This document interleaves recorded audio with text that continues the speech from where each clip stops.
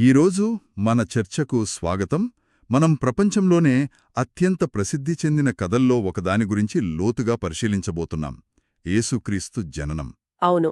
ఇది చాలామందికి తెలిసిన కథే అయినా దానిలో మనకు తెలియని ఎన్నో పొరలు, లోతైన అర్థాలు దాగి ఉన్నాయి. కరెక్ట్. మన చర్చకు ఆధారం బైబిల్లోని మత్తయి సువార్త.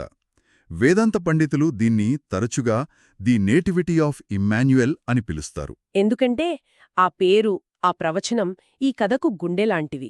ఈ విశ్లేషణలో మనం ఈ కథలోని సంఘటనలను, ముఖ్యంగా యోసేపు అనే వ్యక్తి ఎదుర్కొన్న మానసిక సంఘర్షణను, అతను తీసుకున్న నిర్ణయం యొక్క ప్రాముఖ్యతను అర్థం చేసుకోవడానికి ప్రయత్నిద్దాం. చాలా ఆసక్తికరమైన అంశం.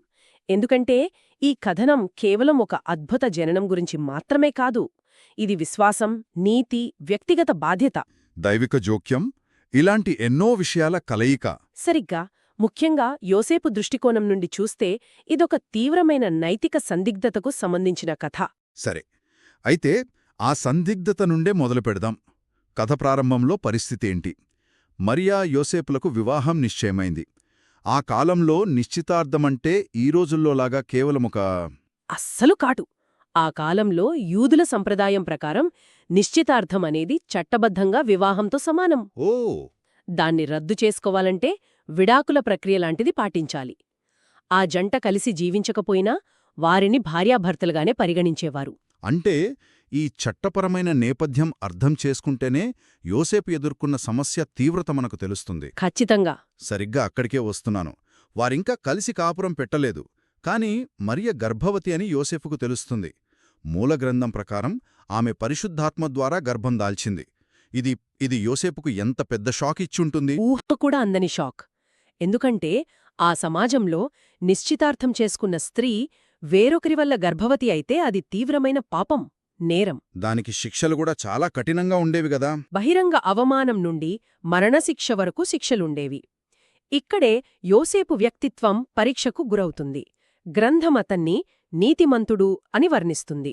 ఆ నీతిమంతుడు అనే పదం చాలా ముఖ్యం. దానర్థం అతను కేవలం మంచివాడు అని కాదు. అంటే ధర్మశాస్త్రాన్ని, సామాజిక కట్టుబాట్లను తుచా తప్పకుండా పాటించేవాడని. అవును. కాబట్టి చట్టప్రకారం అతను మరియను బహిరంగంగా నిందించి ఆ బంధాన్ని రద్దు చేసుకోవాలి. అదొకవైపు. అవును.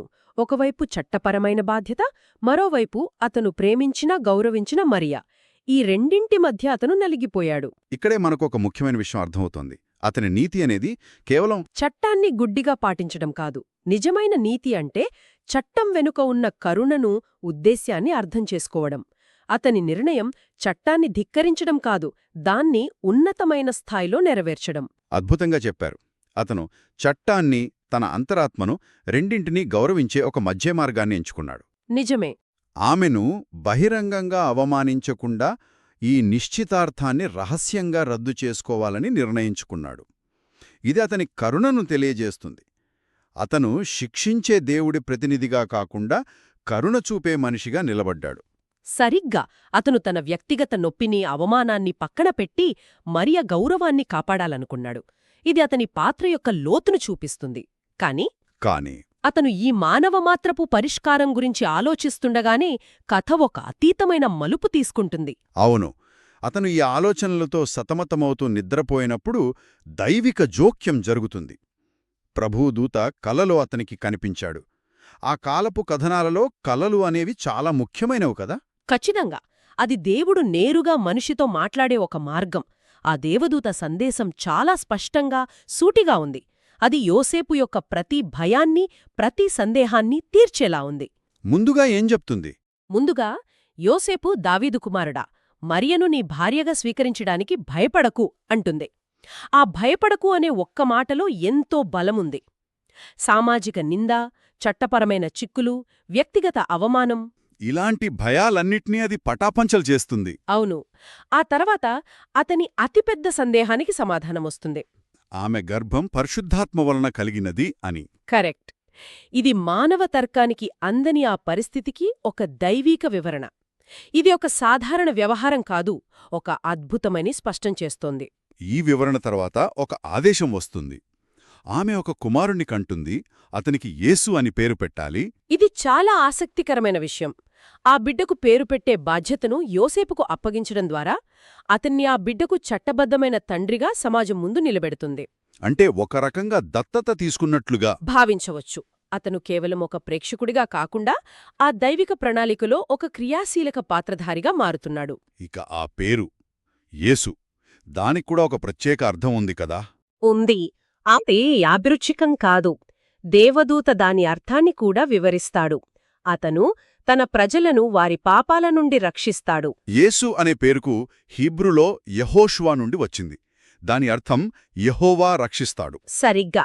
కాబట్టి పుట్టబోయే బిడ్డ యొక్క జీవిత లక్ష్యం, అతని ఉద్దేశ్యం ఆ పేరులోనే స్పష్టంగా చెప్పబడింది. మనం యోసేపు సంఘర్షణ గురించి మాట్లాడుకుంటున్నాం, కాని ఒక్క క్షణం మరియ పరిస్థితిని ఊహించుకుంటే, ఆమెకి దైవిక సందేశం వచ్చినా యోసేపు నమ్మకపోతే సమాజం దృష్టిలో ఆమె పరిస్థితి ఎంత ప్రమాదకరమైనది. చాలా ప్రమాదకరమైనది. ఆమె మాటలను ఎవ్వరూ నమ్మరు. బహిరంగ అవమానం, సమాజం నుండి వెలివేయడం, చివరికి రాళ్లతో కొట్టి చంపడం. అలాంటి శిక్షలు కూడా అమల్లో ఉండేవి. అవును. ఆమె విశ్వాసం కేవలం దేవునిపైనే కాదు, యోసేపు యొక్క కరుణ అతని విశ్వాసంపై కూడా పూర్తిగా ఆధారపడి ఉంది. ఆమె భవిష్యత్తు అతని చేతుల్లో ఉంది. అయితే ఈ కల కేవలం యోసేపును సమాధానపరచడానికి పరిమితం కాలేదు కదా. ఈ కథనం దీనిని ఇంకా పెద్ద చిత్రంతో, ఒక చారిత్రక సందర్భంతో ముడిపెడుతున్నట్టనిపిస్తోంది. మీరు సరైన పాయింట్ను పట్టుకున్నారు. ఇది యోసేపు వ్యక్తిగత కలగా మిగిలిపోలేదు. గ్రంథకర్త వెంటనే దీనిని శతాబ్దాల క్రితం చెప్పబడిన ఒక ప్రవచనంతో ముడిపడతాడు. ఎందుకు?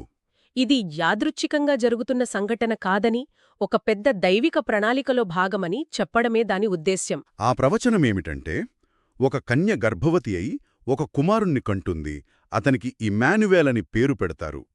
ఇది ఈ సంఘటనకు మరింత లోతైన అర్థాన్నిస్తుంది. అవును. అయితే ఇక్కడ నాకు సందేహం. దేవదూతేమో యేసు అని పేరు పెట్టమన్నాడు, ప్రవచనంలేమో ఇమ్మాన్యుయేల్ అనుంది. ఈ రెండు పేర్లు ఒకే వ్యక్తికెందుకు? అద్భుతమైన ప్రశ్న. ఇది చాలామందికి వచ్చే సందేహమే.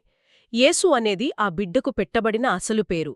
అది అతని కార్యాన్ని, అంటే రక్షకుడుగా అతని పాత్రను సూచిస్తుంది. ఓకే.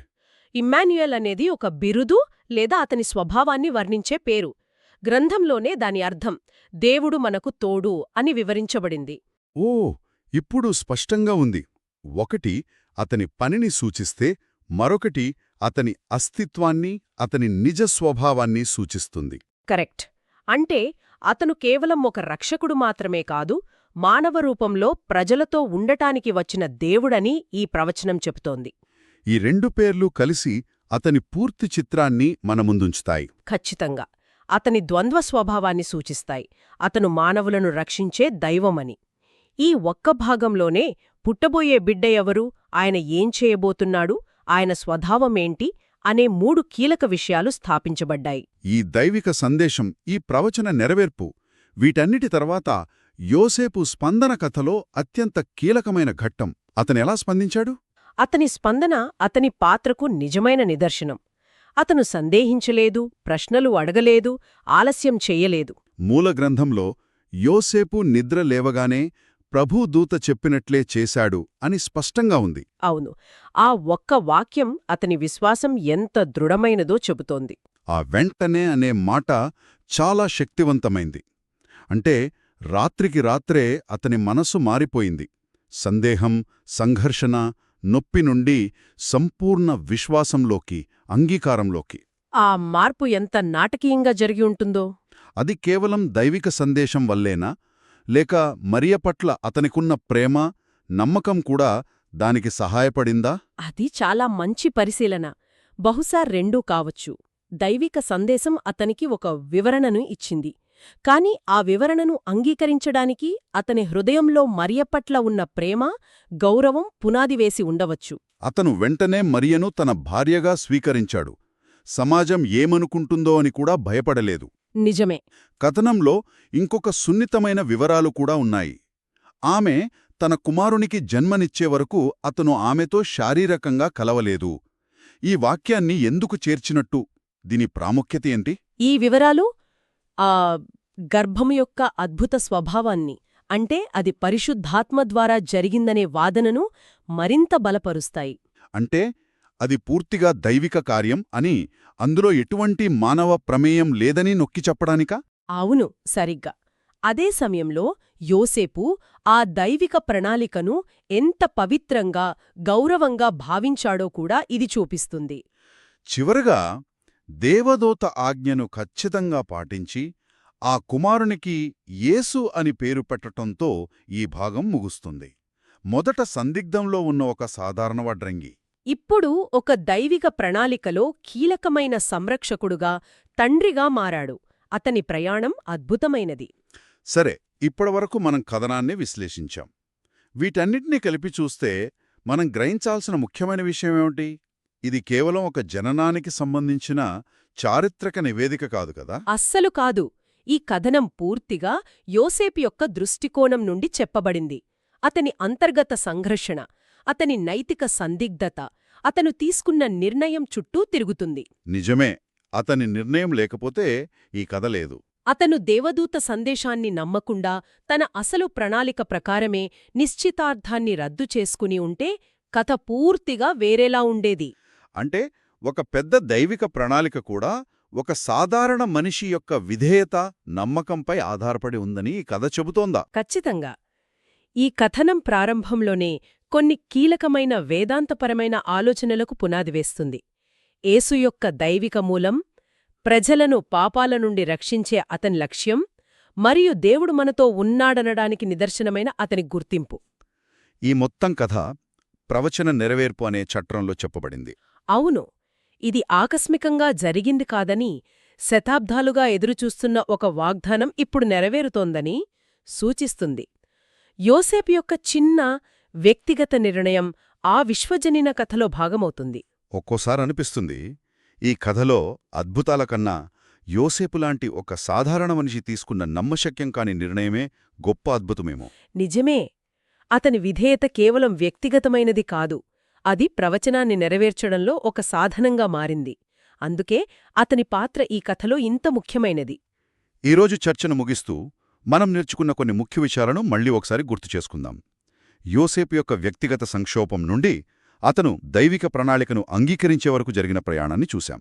అతని విధేయత, విశ్వాసం, కరుణ ఈ కథకు గుండెలాంటివి. అలాగే యేసు మరియు ఇమ్మాన్యుయేల్ అనే 2 పేర్ల వెనుకున్న లోతైన అర్థాలను చర్చించుకున్నాం. ఒకటి అతని కార్యాన్ని సూచిస్తే, మరొకటి అతని అస్తిత్వాన్ని, అంటే అతని నిజ స్వభావాన్ని తెలియజేస్తుంది. చివరగా ఆలోచించదగిన ఒక ప్రశ్న. ఈ కథనం మొత్తం యోసేపు యొక్క అంతర్గత నమ్మకంపై ఆధారపడి ఉంది. ఇదంతా ఒక కలలో జరిగింది. బయట ప్రపంచానికి రుజువు లేదు, సాక్ష్యం లేదు. కరెక్ట్. ఇది ఒక ముఖ్యమైన ప్రశ్నను లేవనెత్తుతుంది. కేవలం ఒక వ్యక్తి యొక్క అంతరాత్మకు మాత్రమే తెలిసిన, నిరూపించలేని ఒక అనుభవం ప్రపంచ గమనాన్ని మార్చే ఒక సంఘటనకు ఎలా పునాది వేయగలదు? అంటే అసాధ్యమనిపించే దానిని నమ్మాలనే ఒక వ్యక్తి యొక్క నిశ్శబ్దమైన అంతర్గత నిర్ణయంపైనే చరిత్రలోని అతిపెద్ద కథల్లో ఒకటి ఆధారపడి ఉంది. దాని పర్యవసానాల గురించి ఆలోచిస్తే ఆశ్చర్యంగా ఉంటుంది.